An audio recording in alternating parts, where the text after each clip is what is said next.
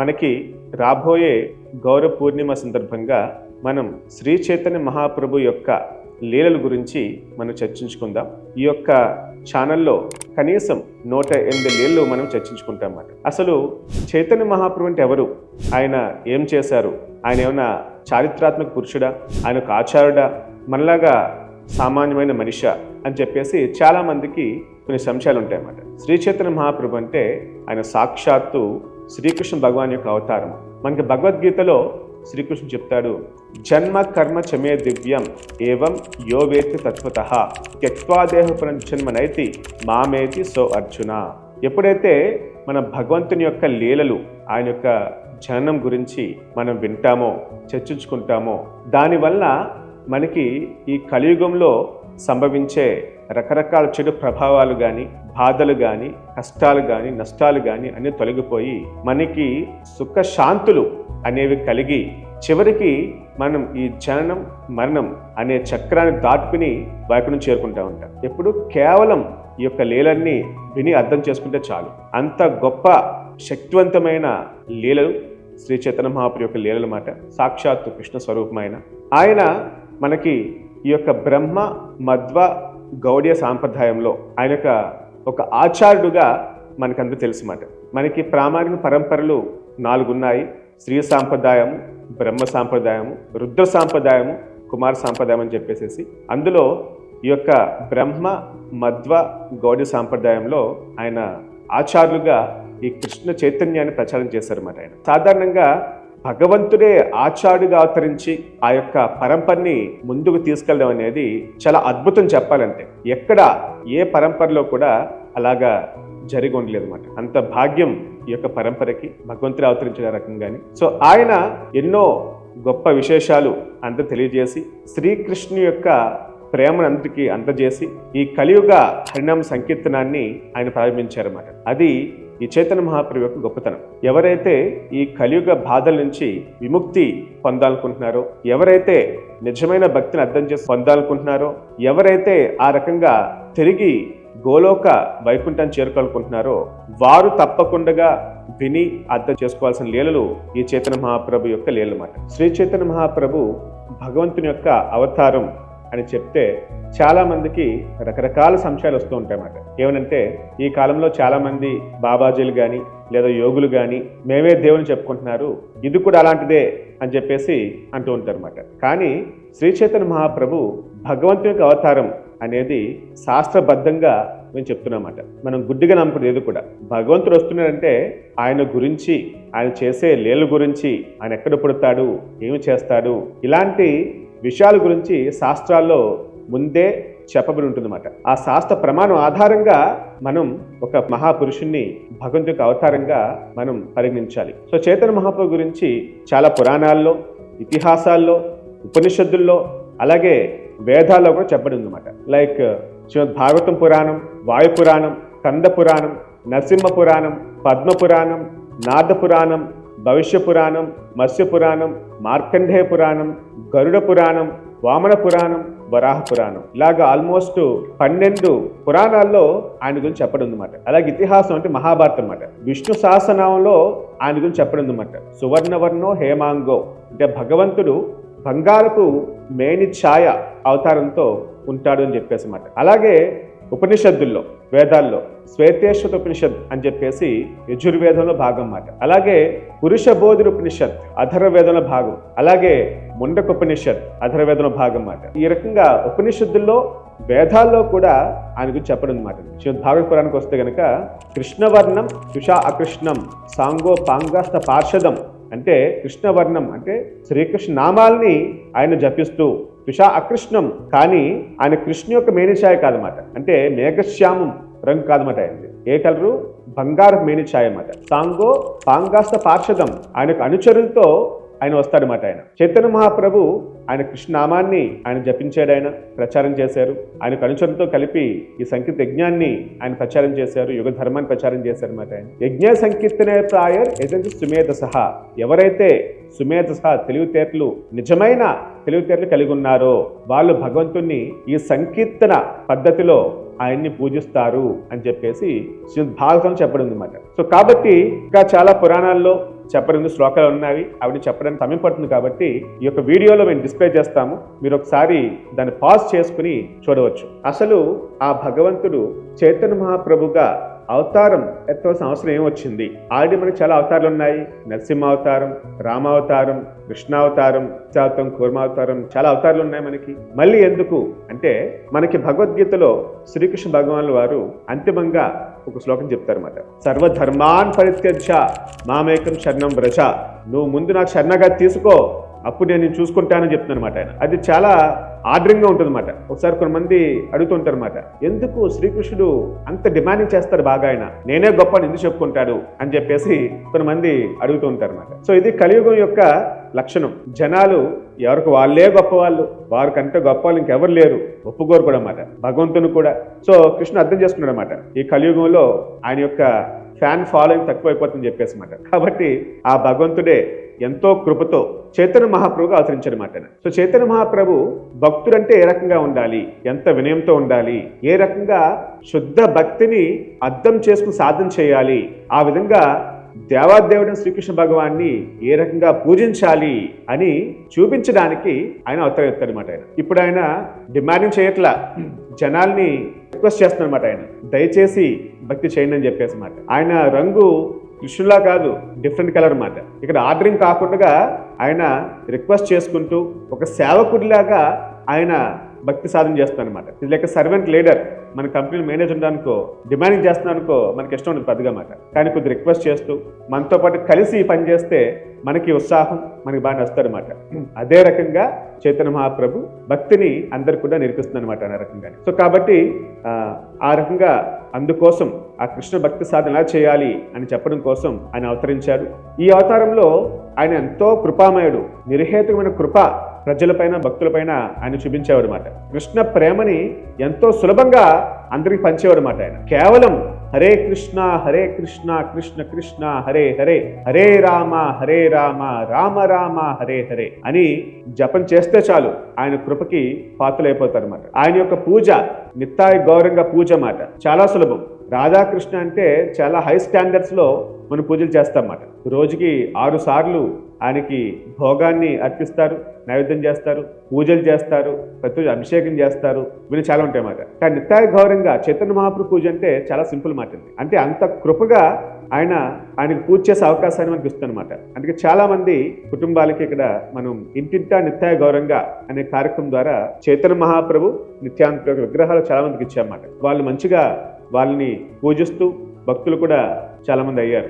So ఈ రకంగా చైతన్య మహాప్రభు ఎంతో కృపతో ఆయన పూజించడానికి అవకాశం ఇచ్చి, కేవలం హరినామం చేయండి చాలు మనకి భగవంతుని యొక్క కృప లభిస్తుంది, భగవద్ధామాన్ని చేరుకోవచ్చు, ఆ భక్తిని ఏ రకంగా సాధన చేయాలి, శుద్ధ భక్తిని మనం సాధన చేయాలి అని చెప్పేసి బోధించడానికి ఆయన అవతరించాడు అన్నమాట. అసలు చైతన్య మహాప్రభు ఎగ్జాక్ట్గా ఎవరి యొక్క అవతారం అంటే, ఆయన కేవలం కృష్ణ యొక్క అవతారం కాదన్నమాట. ఆయన ఒక శ్లోకం దీని గురించి చాలా అద్భుతంగా వివరిస్తుందన్నమాట.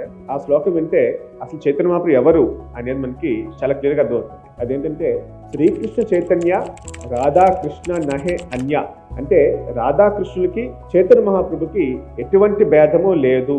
అంటే చైతన్య మహాప్రభు రాధాకృష్ణుల యొక్క కంబైన్ ఇన్కార్నేషన్, అంటే కలిసిన అవతారం అన్నమాట. ఆయన చాలాసార్లు మనం చూస్తూ ఉంటాం, వింటూ ఉంటాం, దశావతారం అన్నమాట. విష్ణు అవతారం చెప్తూ ఉంటారు అన్నమాట. విష్ణు అవతారం మాత్రమే, కానీ చైతన్య మహాప్రభు కృష్ణ అండ్ రాధారాణి యొక్క అవతారం అన్నమాట. ఇది చాలా చాలా స్పెషల్ చెప్పాలంటే. ఎందుకు ఆ రకంగా అవతరించారు అనేది మనం దాని గురించి చెప్పుకుందాం. మనకి చైతన్య చరితామృత ఆదిలీల 1.5 అంటే చాప్టర్ శ్లోక 5లో చెప్తారన్నమాట. రాధాకృష్ణ ప్రణయ తృతీయ ఆహ్లాదిని శక్తి రస్మాత్. అంటే రాధాకృష్ణ యొక్క ప్రేమ లీలలు భగవంతుని ఆంతరంగిక ఆనందప్రదాయన శక్తి నుంచి వస్తాయన్నమాట. రాధాకృష్ణ లీలలు అనేవి మనం భౌతికంగా తీసుకోవద్దు అన్నమాట. అవన్నీ కూడా ఆంతరంగిక శక్తి యొక్క లీలలు, చాలా దివ్యమైన లీలలు అవన్నీ కూడా. సో రాధాకృష్ణులు ఇద్దరు ఆనందాన్ని పొందడానికి, సో రాధాకృష్ణ ఇద్దరు ఒకటే అయినప్పటికీ తమను తాము ఇద్దరుగా వేరు చేసుకున్నారంట ఆ యొక్క దివ్యమైన ఆనందాన్ని అనుభవించడానికి. అంటే రాధారాణి కృష్ణుని యొక్క ఆంతరంగిక శక్తి, ఆహ్లాదనీయ శక్తి మాట. అంటే భగవంతుడు ఎప్పుడున్నా కూడా ఆనందాన్ని అనుభవించాలంటే ఆ శక్తి ద్వారా ఆయన పొందుతూ ఉంటాడు అన్నమాట. ఆ శక్తి యొక్క స్వరూపం రాధారాణి. మనకి ఆనందాన్ని అనుభవించాలంటే ఇద్దరు ఉండాలన్నమాట. ఇప్పుడు మనకి ఫర్ సపోజ్ మనకి ఎంసెట్లో ఫస్ట్ ర్యాంక్ వచ్చింది, లేదా మైక్రోసాఫ్ట్ జాబ్ వచ్చింది, మనం ఒక్కలే కూర్చుని అనిపించం కదా, ఎవరు ఉన్నాక వాళ్ళతో షేర్ చేసుకుంటూ ఉంటాం, చెప్తూ నాకు మైక్రోసాఫ్ట్ జాబ్ వచ్చింది, ఎంసెట్లో ఫస్ట్ టైం క్వశ్చన్ చెప్పుకుంటాం అతను. సో అదే రకంగా భగవంతుడు కూడా ఆయన ఒక ఆనందాన్ని అందించడానికి ఇంకొక స్వరూపం అవసరం అన్నమాట. సో ఆ రకంగా వాళ్ళు ఇద్దరుగా విడివడి ఆనందాన్ని పొందుతూ ఉంటారన్నమాట. ఇప్పుడు ఈ ఇద్దరు రాధాకృష్ణులు చైతన్య మహాప్రభులో ఒకటిగా అయ్యారన్నమాట. చైతన్య మహాప్రభు అంటే రాధాకృష్ణ యొక్క సమ్మిళితమైన అవతారం అన్నమాట ఆయన. సో అటువంటి భగవంతుడికి మనం భక్తితో నమస్కరించి ఆయనకి శరణగా తీసుకుని ఆయన మార్గంలో సంకీర్తన చేస్తూ మనం ఆయన యొక్క భక్తిని సాధన చేస్తే గనక మనకి ఆ గోలోక వైకుంఠాన్ని చేరుకోవడానికి మార్గం అనేది చాలా సులభం అవుతుంది అన్నమాట. సో ఈ రకంగా చైతన్య మహాప్రభు అంటే రాధాకృష్ణ యొక్క సమ్మిళితమైన అవతారం అన్నమాట. అలాగే చైతన్య అవతారానికి ఇంకా కొన్ని కారణాలు ఉన్నాయి. అవి మనం ఆంతరంగిక కారణాలు, అలాగే బాహ్య కారణాలుగా మనం చెప్పొచ్చు అన్నమాట. ఆంతరంగిక కారణాలు అంటే ఇవన్నీ కూడా రాధారానికి సంబంధంగా ఉంటాయి. బాహ్య కారణాలు అంటే అవి మన కోసం అన్నమాట. సో ఆంతరంగిక కారణాలు చూస్తే గనక రాధారాణి యొక్క ఆమె అనిపించే ప్రేమ గొప్పతనాన్ని అర్థం చేసుకోవడానికి శ్రీకృష్ణుడు ఆయన ఆరాటపడుతూ ఉంటాడు అనమాట. అందుకోసం ఆయన చైతన్య మహాప్రభు అవతారం ఇచ్చి ఆ రాధారాణి గొప్పతనం ఏమిటి అనేది ఆయన తెలుసుకోదలుచుకున్నాడు అనమాట. ఆయన రెండవది, రాధారాణి మాత్రమే శ్రీకృష్ణుడు ఉండే కొన్ని గొప్ప గుణాలని ఆమె ఆస్వాదిస్తూ ఉంటుంది అనమాట. శ్రీకృష్ణ భగవానుడు రాధారాణి లాగా ఏంటి ఆ గుణాలు, ఆమె ఎలా ఆస్వాదిస్తుంది అనేది అర్థం చేసుకుంటున్నమాట ఆయన. మూడవది, రాధారాణి ఆ కృష్ణ ప్రేమ అర్థం చేసుకుని ఎంతో దివ్యమైన ఆనందాన్ని పొందుతూ ఉంటుంది అన్నమాట ఆమె. సో ఆనందాన్ని శ్రీకృష్ణ భగవానుడు కూడా అనుభవించాలి, తెలుసుకోవాలి అని చెప్పేసి ఆయన తలచారు అన్నమాట. సో ఈ మూడు కారణాల వల్ల చైతన్య మహాప్రభు కింద ఆయన అవతరించారు. అలాగే బాహ్య కారణాలకు వచ్చామనుకో, ముఖ్యంగా యుగ ధర్మాన్ని అందరికి ప్రచారం చేయడం కోసం అన్నమాట. అంటే హరినామ ప్రచారం కోసం, హరే కృష్ణ కృష్ణ కృష్ణ హరే హరే, హరే రామ రామ రామ హరే హరే అని చెప్పేసేసి ఆయన ప్రచారం చేయడం వల్ల మనం ఇప్పుడు హరే కృష్ణ మంత్రాన్ని జపం చేస్తున్నాం. సో ఇది యుగ ధర్మం, దాన్ని ప్రచారం చేయడానికి అవతరించాడు ఆయన ముఖ్యంగాని. అలాగే రెండవది మాధుర్య భక్తి. ఎలాగైతే బృందావనంలో గోపికలు సాధన చేశారో, శ్రీకృష్ణ ఎంతగా ప్రేమించారో ఆ భక్తిని మాధుర్య భక్తి అంటారన్నమాట. సో ఆ భక్తి యొక్క గొప్పతనాన్ని, ఆ భక్తి యొక్క లక్షణాలని, జ్ఞానాన్ని అందరూ తెలియచేయడానికి ఆయన అవతరించారు అనమాట. అన్ని రకాల భక్తులకెల్లా భగవంతుడికి ఈ రకంగా చేసే భక్తి ఎంతో ప్రీత్యర్థమట.